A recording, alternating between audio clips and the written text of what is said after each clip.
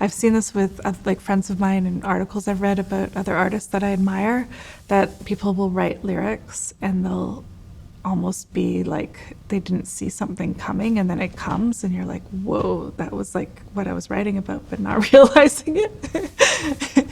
It's interesting.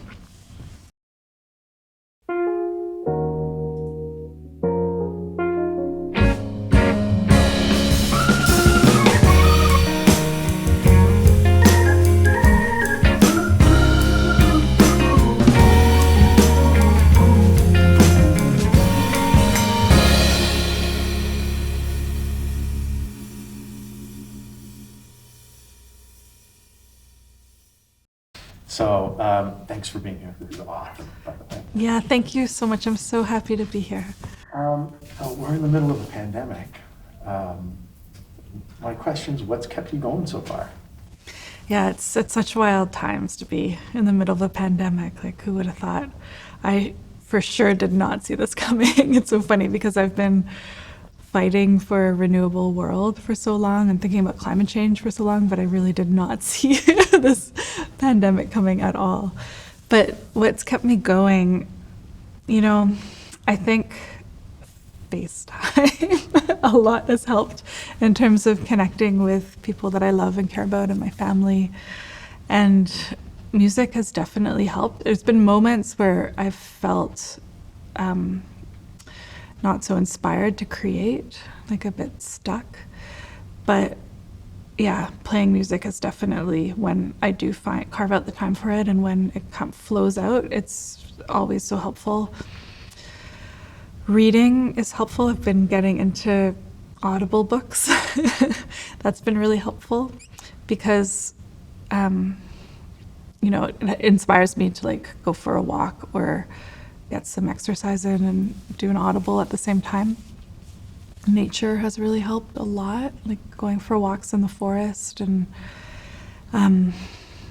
just trying to stay healthy and stay innovative in your own life and like feel, I think what's so important in this time is to feel alive and like present in your own life. And so to try new things, even though they're so small, like a new recipe or reading a new book, just like to stay engaged in like the magic of being alive and present in that.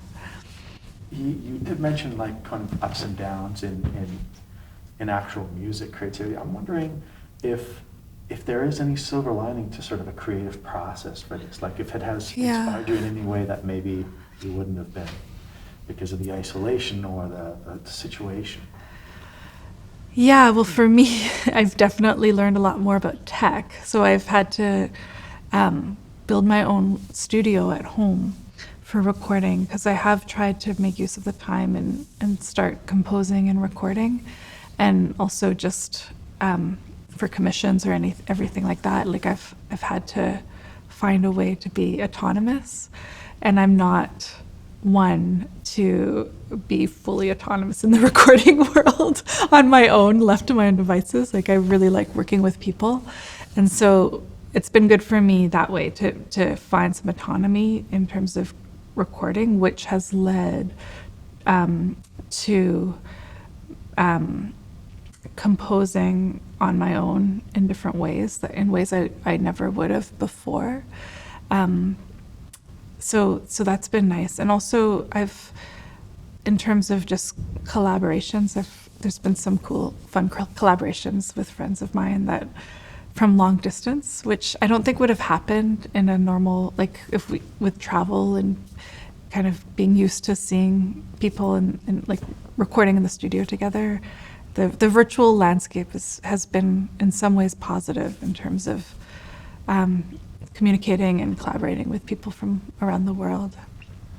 So can you tell us a bit about the music we're going to hear tonight? Yeah, I would love to. So I'm so happy to be here. It's really a treat to be performing, even in the context where there's no audience. But it's just such a treat to be able to play music. And I'm going to be playing music from my last album, Waxing Moon.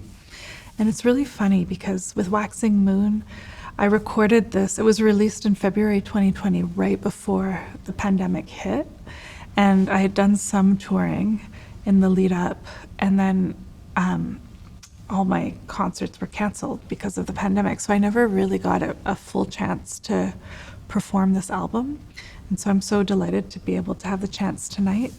And then also, it's really wild because the lyrics in this album, they're quite personal, but also there's like micro, macro in it, like personal heartbreak lyrics, but that are also, for me, when I was writing it at the time, tied to the state of the world and particularly the state of climate change. But it's really interesting now when I sing the lyrics, it feels so tied also to what's happening now with the pandemic. So I feel like it translates well to this moment. It's weird how sometimes I've seen this with like friends of mine and articles I've read about other artists that I admire, that people will write lyrics and they'll almost be like they didn't see something coming, and then it comes and you're like, whoa, that was like what I was writing about, but not realizing it. It's interesting. I noticed there's a lot of layers and a lot of colors, and I'm wondering if there's any kind of imagery or any that you think of in your music, or anything you're going for after, in that sense. Yeah, so for this last album, for Waxing Moon, I was really trying to challenge myself to create an intimate space in a way that I haven't been able to do in my previous albums, because I loop cello, I can get attached, let's say, to looping, creating a dynamic sonic space with immersing myself in the sounds and layers of cello and then singing on top of that. And it's quite a safe space because it's very lush, and so I've had some people over the years tell me and encourage me to try to strip it down a bit. And my tendency hasn't been, because I'm a shy person and like playing solo can be quite daunting. And so like I think I found safety in creating like an orchestra of cellos. But so for this last album, I was trying to communicate like through the lyrics some different ideas around for me it's a very spiritual album. It's probably the most spiritual album for me in terms of like when I was writing it, it was coming from a space where I was like meditating a lot and kind of going through my own little spiritual journey. And within that, I was trying to very much challenge myself to strip it back and like the title track, Waxing Moon, for example, is as simple as it gets. It's like three piano chords and voice, and that's it. But in terms of imagery, the album, I chose Waxing Moon because it's about the moon growing over the cycle of the month, expanding. And like on my little spiritual path I was going through at the time, I was very interested in the Karmapa, the Tibetan spiritual figure, and was studying with him a little bit. And he talks a lot about the waxing moon. And so I love the idea, and I think it can be seen, and I think the reason why he talks about it is also it can be seen as an awakening or a path of enlightenment.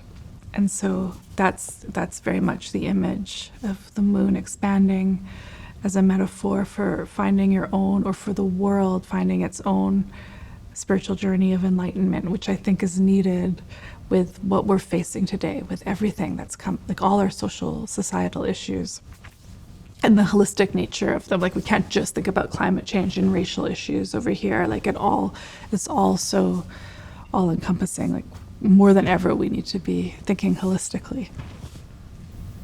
How important do you think music is right now? Yeah, it's so interesting. It's funny because along this little spiritual journey I was on, I took a little workshop with Pema Chodron, this beautiful Buddhist monk, And I asked her a question. I asked her, so in the wake of what we're facing with climate change and the youth of today, what do you think we can offer youth to help inspire them and give them hope with all the societal issues that we're facing? And she said, we need to foster boundless love and compassion. And I was like, when I heard that, I was like, boundless love and compassion, like, how does that help our planet, like with climate change, for example? Like, I was just thinking about like the science of it, and I'm like, love and compassion and then science. But it's interesting. The more I think about it, I realize, like, I think a big part of our issues is like our ethical platform that our world is operating on, and that we're lacking an ethical platform, and we're lacking a serious sense of respect and love and compassion for all beings on Earth and all life on Earth, sentient beings. And I think music plays a critical role in that, because it's such a visceral experience to engage with music. And I think music can serve as a powerful vessel or tool to awaken hearts. And I think that's the seed of change, is opening up hearts, because that's where I think people can find the desire to act and to try to make shifts for a better world.